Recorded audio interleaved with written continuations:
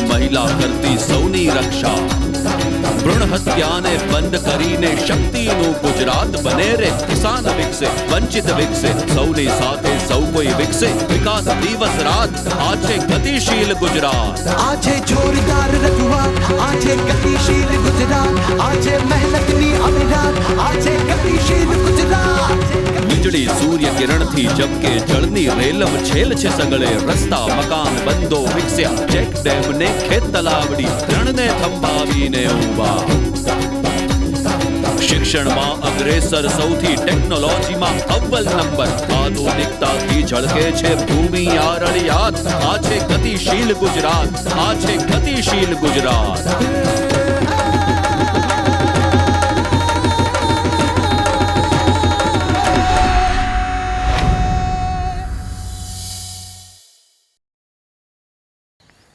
નમસ્કાર.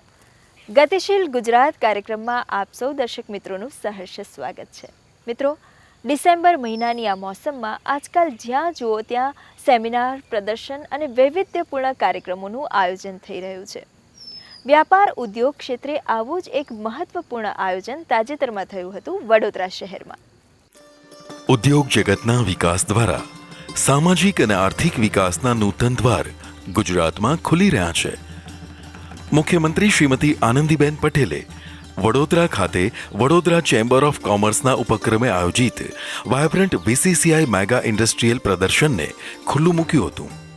જાન્યુઆરી 2015માં યોજાનાર vibrant Gujarat global investors સમિટની પૂર્વ ભૂમિકા તૈયાર કરવાના હેતુસર આ પ્રદર્શનનું આયોજન કરાયું હતું.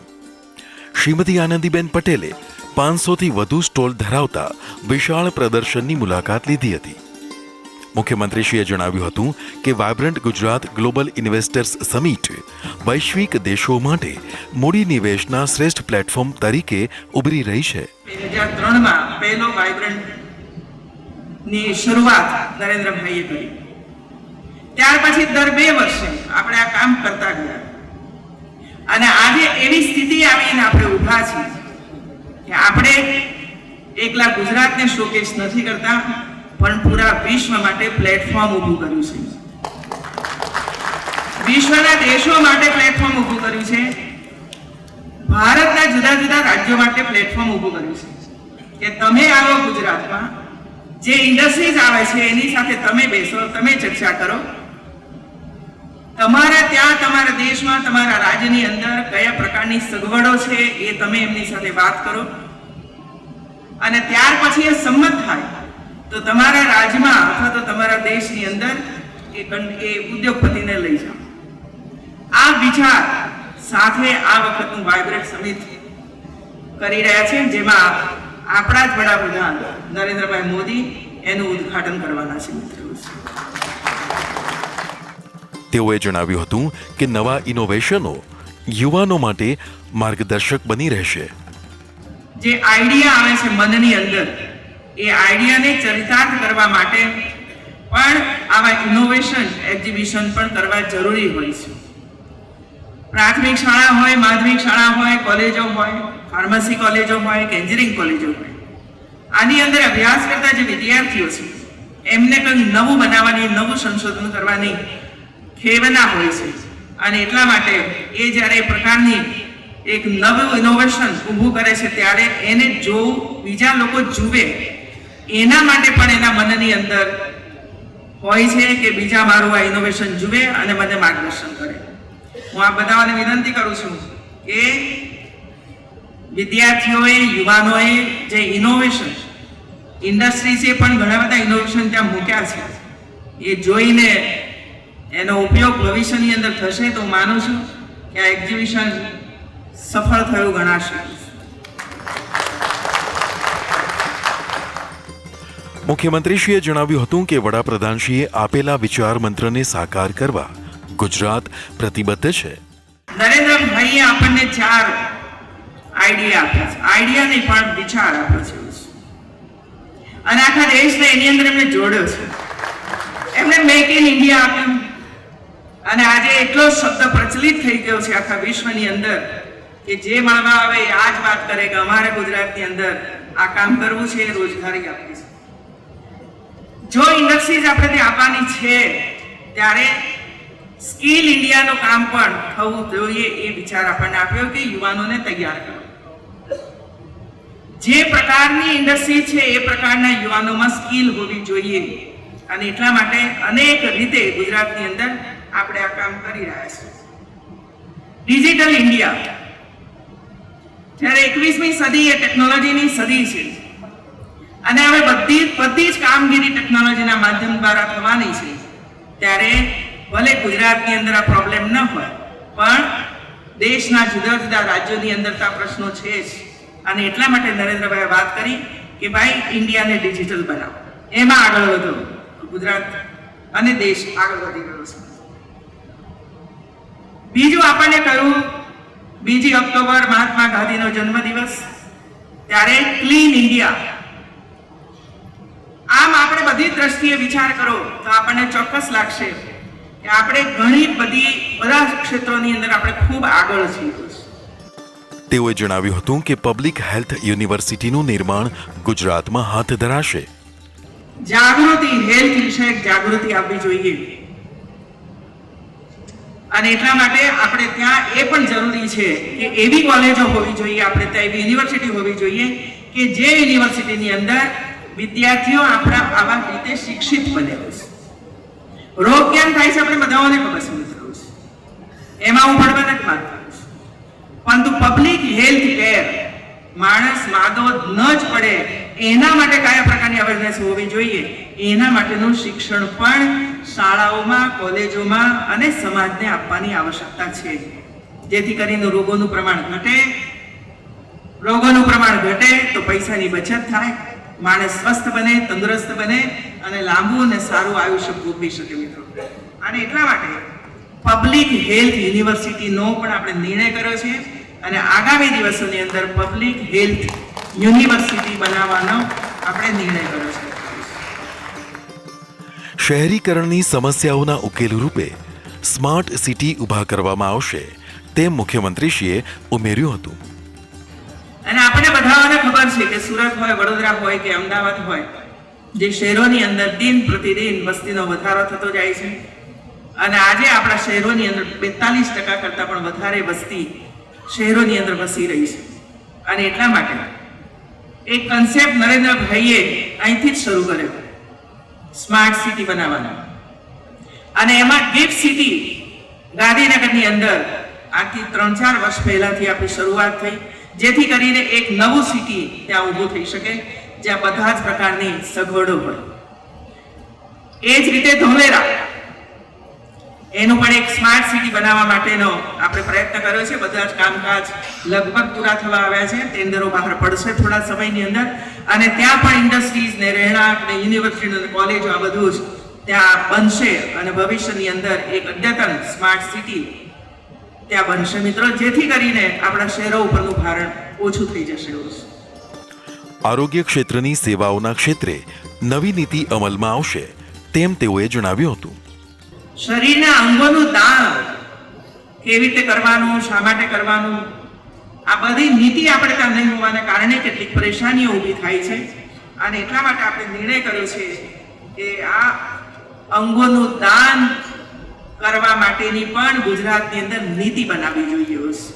અને એટલે આપણે એ પણ નિર્ણય કર્યો છે અને મેં તો હેલ્થ વાળાઓને સોંપી દીધું છે કે મને આવતા 15-20 દિવસની અંદર ઓર્ગનનું ડોનેટ કરવા માટે કઈ રીતે એની નીતિ બનાવવી અને એ નીતિ બનશે એટલે અનેક લોકો પોતાના અંગોનું ડોનેશન કરવા માટે આગળ આવશે. મુખ્યમંત્રીશ્રીએ જણાવ્યું હતું કે રાજ્ય સરકારે ઉદ્યોગ, સમાજ સેવા અને કૃષિ સેવા પર ધ્યાન કેન્દ્રિત કર્યું છે. આપણે ત્યાં પછી કોઈ પણ રાજ્ય હોય કે કોઈ પણ દેશ હોય, 3 પાયા ઉપર હંમેશા કામ કરતો હોય છે. એક રાજ્યના વિકાસનો પાયો હોય છે ઇન્ડસ્ટ્રીઝ. 33% ઇન્ડસ્ટ્રીઝ રાજ્યની અંદર કે દેશની અંદર હોય તો રોજગારી પણ પ્રાપ્ત થાય છે, જીડીપી પણ વધે છે, ઇનોવેશન પણ આવે, આ બધું થતું હોય છે. એમાંથી 33% એ સોશિયલ સર્વિસીસની અંદર જતું હોય છે અને 33% કૃષિ ક્ષેત્રની અંદરથી આપણે પ્રયાસ કરવો જોઈએ. આ ત્રણ ક્ષેત્રો ઉપર રાજ્ય સરકારે પાછલા 13-14 વર્ષથી ધ્યાન કેન્દ્રિત કર્યું છે. એના સાક્ષી આ બધા છ છે. મુખ્યમંત્રીશ્રીએ આ અવસરે આયોજકોને અભિનંદન આપ્યા હતા. એક સારો પ્રયાસ ચેમ્બર તરફથી થયો છે અને એટલા માટે જરૂરી છે કે જ્યારે આવતા દિવસોમાં ગુજરાતમાં વાઇબ્રન્ટ ઇન્વેસ્ટમેન્ટ સમિટ કરવા માટે આપણે જઈ રહ્યા છીએ, એવા સમયની અંદર નવા ઉદ્યોગ સ્થાપવા માટે પ્રયાસ કરતા યુવાનોને પણ આની અંદરથી માર્ગદર્શન પ્રાપ્ત થાય. પોતાને કયા પ્રકારની જરૂરિયાતો છે, કેવી રીતે ઉદ્યોગની શરૂઆત કરી શકાય, ક્યાં કરી શકાય, ક્યાં આવશ્યકતા છે, એ બધાનું માર્ગદર્શન જેમણે પોતાનો બિઝનેસ વર્ષોથી શરૂ કર્યો છે એમના માર્ગદર્શન હેઠળ નવા યુવાનો આ ક્ષેત્રની અંદર પણ જોડાય, જેથી કરીને રોજગારીનો જે પ્રશ્ન આપણે ત્યાં ઉપસ્થિત થાય છે એ રોજગારીનો પ્રશ્ન પણ ધીરે ધીરે કરીને હલ થઈ શકે. ઉર્જા અને પ્રવાસન મંત્રી શ્રી સૌરભભાઈ પટેલે પ્રાસંગિક ઉદ્બોધન કર્યું હતું. ગુજરાત એક મેન્યુફેક્ચરિંગ સ્ટેટ છે અને દેશનું ગ્રોથ એન્જિન છે. સૌથી વધારે એક્સપોર્ટ્સ આખા દેશમાં થતું હોય તો ગુજરાતમાંથી થાય છે. સૌથી વધારે મેન્યુફેક્ચરિંગ ઉત્પાદન આખા દેશમાં થતું હોય તો ગુજરાતમાંથી થાય છે.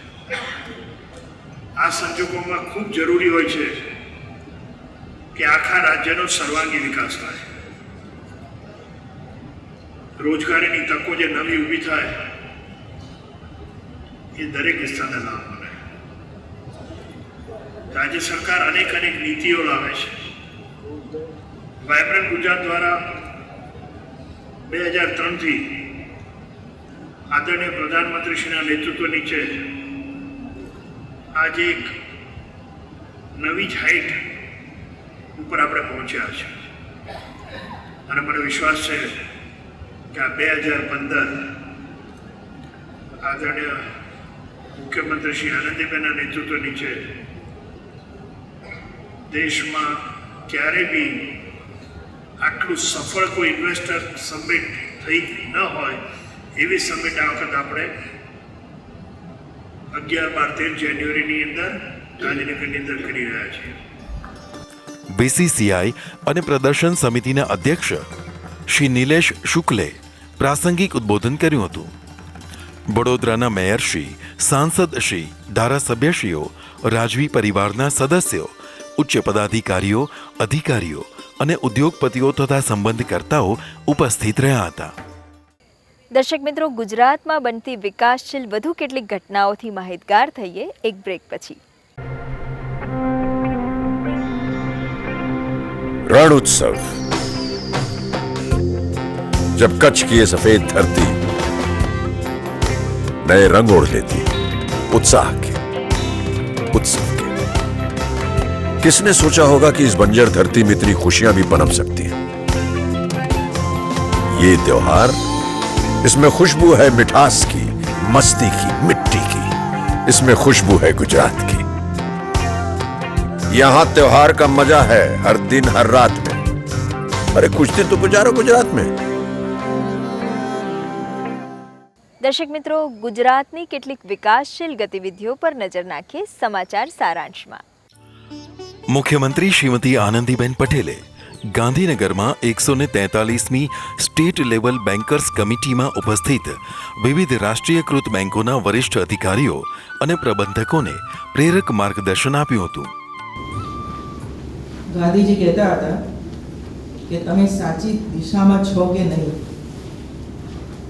તેની મૂંઝવણ થાય ત્યારે છેવાડાના માનવીનો ચહેરો નજર સમક્ષ લાવજો અને વિચારજો કે મારા આ પગલાંથી એને લાભ થશે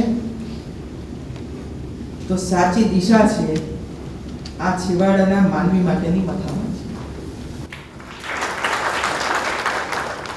કોઈ પણ સેવાની સફળતાનો માપદંડ એ જ હોય કે હરોળના છેલ્લા માનવીને શું લાભ થયો. આજે બેંકોના રાષ્ટ્રીયકરણના દશકાઓ પછી પણ પરિવર્તન ક્લાસ બેન્કિંગમાંથી માસ બેન્કિંગમાં નોંધપાત્ર રીતે શક્ય બન્યું છે. મુખ્યમંત્રીશ્રીએ જનધન યોજનાની વાત કરતા કહ્યું હતું કે બેંક એકાઉન્ટ હોવું એ પહેલું પગથિયું છે. એનો સારી રીતે ઉપયોગ આમ લોકો કરી શકે તે માટે મોટા પાયા પર જાગૃતિ લાવવી પણ આપણી જવાબદારી છે. જુદા જુદા કારણોસર સામાન્ય લોકો મહત્તમ ઉપયોગ નથી કરી શકતા. વર્લ્ડ બેંક ફિન્ડેક્સ સર્વે 2012 મુજબ ભારતના માત્ર 35% પુખ્તોજ ફોર્મલ બેંક એકાઉન્ટનો વપરાશ કરે છે. 8% લોકોએ બેંક દ્વારા 12 મહિનાના નાણાં લીધા છે. માત્ર 4% લોકોએ સરકાર તરફથી થતી ચૂકવણીમાં બેંક સુવિધાનો ઉપયોગ કર્યો છે. 30 મિનિટમાં ઘરે બેઠા જો બીજા મિનિટ મળી શકતા હોઈએ અને મોબાઈલથી હજારોની ઓનલાઈન ખરીદીના જમાનામાં આપણો ખેડૂત, આપણી મહિલા, આદિવાસી એક બેંક એકાઉન્ટથી વંચિત રહે એ કોઈ પણ હિસાબે ન ચલાવી દે.